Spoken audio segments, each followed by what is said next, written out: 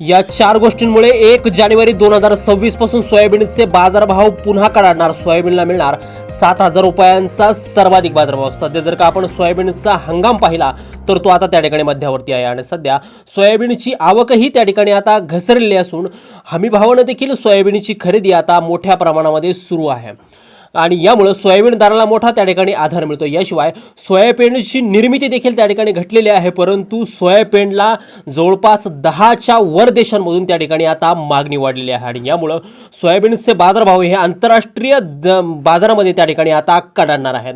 एकंदरीत अतिवृष्टीमुळे यावर्षी सोयाबीनचं उत्पादन जे आहे ते 15 ते 20% त्या ठिकाणी कमी होतं आणि यामुळेच सोयाबीनला जर का आपण सध्या जर पाहिलं तर लातूर बाजार समिती असेल, वाशिम असेल, अकोला, जालना, मेहकर, चिखली याशिवाय मंगळूर पीर बाजार समितीमध्ये सध्याला त्या ठिकाणी 6,000 रुपयापर्यंतचा त्या ठिकाणी दर मिळतोय। गेल्या 2 ते 3 दिवसामध्ये सोयाबीनच्या दरामध्ये त्या ठिकाणी जवळपास 500 ते 600 रुपये प्रति क्विंटल एवढी त्या ठिकाणी वाढ झाल्याचं चित्र त्या ठिकाणी दिसून येतंय। आतापर्यंत जवळपास 60 ते 70% शेतकऱ्यांनी सोयाबीन हे त्या ठिकाणी विकून टाकले, कारण की मागच्या वर्षीचे जे काय सोयाबीनचे बाजारभाव होते ते याच्यापेक्षा कमी होते आणि यावर्षी सोयाबीनचे बाजारभाव पडतील या भीतीनं शेतकऱ्यांनी सोयाबीन हे त्या ठिकाणी मळणी केल्याच्या नंतर लगेच त्या ठिकाणी विकून टाकले। एकंदरीत परदेशातून सोयाबीनची मागणी ही त्या ठिकाणी वाढलेली आहे। आंतरराष्ट्रीय बाजारामध्ये देखील सोयाबीनच्या दरवाढीसाठी एक पोषक वातावरण त्या ठिकाणी निर्माण झाले आणि येत्या नवीन वर्षामध्ये सोयाबीनला मागणी ही अजून त्या ठिकाणी वाढणार असल्याचं चित्र त्या ठिकाणी बाजारभाव अभ्यासकांच्या वतीनं सांगण्यात येत आहे आणि म्हणूनच याच पार्श्वभूमीवरती नेमकी सोयाबीनला काय बाजारभाव मिळू शकतात याविषयी सविस्तर अपडेट व्हिडिओच्या माध्यमातून आपण जाणून घेणार आहोत। व्हिडिओ अगदी शेवटपर्यंत काळजीपूर्वक पहा। शेतकरी बंधूंनो, सोयाबीनचे बाजारभाव जर का आपण बघितलं तर मागणी आणि पुरवठा या गणितावरती अवलंबून असतात। एकंदरीत आता सध्या झालंय असं की मागणी वाढली आणि पुरवठा कमी झालाय। हा पुरवठा कमी होण्यामागं सप्टेंबर आणि ऑक्टोबर महिन्यामध्ये झालेली अतिवृष्टी ही कारणीभूत आहे, कारण यामुळे प्रचंड मोठ्या प्रमाणामध्ये सोयाबीन पिकाचं नुकसान हे राज्यामध्ये आणि देशभरामध्ये त्या ठिकाणी झालं आणि म्हणूनच सोयाबीनचं जे काय उत्पादन आहे ते 15 ते 20% सध्या घटलेलं आहे। या घटलेल्या उत्पादनाचा थेट परिणाम हा सोयाबीन निर्यातीवरती त्या ठिकाणी झालेला आहे आणि सोयाबीनची जी काही निर्मिती आहे ती आता निर्मिती कमी झाल्यामुळं सोयाबीनला भारताच्या मागणी त्या ठिकाणी वाढली आहे। एकंदरीतच जवळपास 10ला वर देशांकडून आता सोयाबीनची मागणी त्या ठिकाणी वाढली आहे।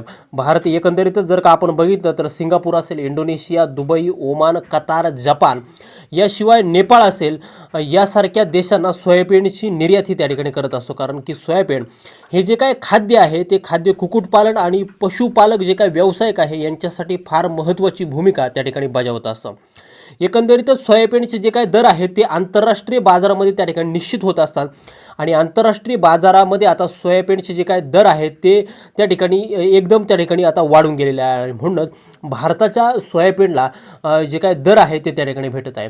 सोयाबीनचे दरही त्या ठिकाणी सोयाबीनच्या दरावरती अवलंबून असतात। एकंदरीत सोयाबीनला दर वाढल्यामुळे सोयाबीनला देखील त्या ठिकाणी दर वाढलेला आहे। काय सोयाबीन प्रोसेसिंग कंपन्या आहेत या कंपन्यांच्या मार्फत सुद्धा सोयाबीनची जी काय खरेदी आहे ती आता जोरदार त्या ठिकाणी सुरू आहे आणि सोयाबीनची आवक आता कमी असल्यामुळं जो तो व्यापारी आहे तो सोयाबीनची प्रचंड मोठ्या प्रमाणात खरेदी करताना स्टॉक करताना त्या ठिकाणी दिसत आहे आणि म्हणूनच येत्या नवीन वर्षामध्ये सोयाबीनला बाजारभाव हे त्या ठिकाणी प्रचंड कडाडू शकतात। एकंदरीतच आपण जर का बाजारभावाची परिस्थिती जर का बघितली तर लातूर बाजार समिती असेल, अकोला असेल, चिखली असेल, मेहकर असेल, मंगळूर पीर असेल, बाभुळगाव असेल अशा महत्त्वाच्या बाजार समित्यांमध्ये सोयाबीनला आजही 6,000 रुपयापर्यंत त्या ठिकाणी दर मिळत आहे। तर खुल्या बाजारामध्ये देखील सोयाबीनचे दर हे त्या ठिकाणी मोठ्या प्रमाणात वाढलेले आहेत। एकंदरीतच आपण जर का बघितलं तर सोयाबीनची हमी भावानं सुद्धा खरेदी सुरू आहे आणि या हमी भावाला 5,328 रुपयांचा सर्वाधिक बाजारभाव मिळतो आणि या बाजारभावामुळं शेतकरी हा सुखावून गेलेला आहे। एकंदरीतच आपण जर का बघितलं तर सध्याची जी काय मागणी आणि पुरवठ्याचं गणित आहे ते आता बिघडल्यामुळं हे गणित शेतकऱ्यांसाठी अतिशय फायदेशीर त्या ठिकाणी ठरत आहे आणि शेतकऱ्याला सोयाबीनच्या पिकामधून त्याच्या कष्टाचं मोल हे त्या ठिकाणी आता मिळत आहे।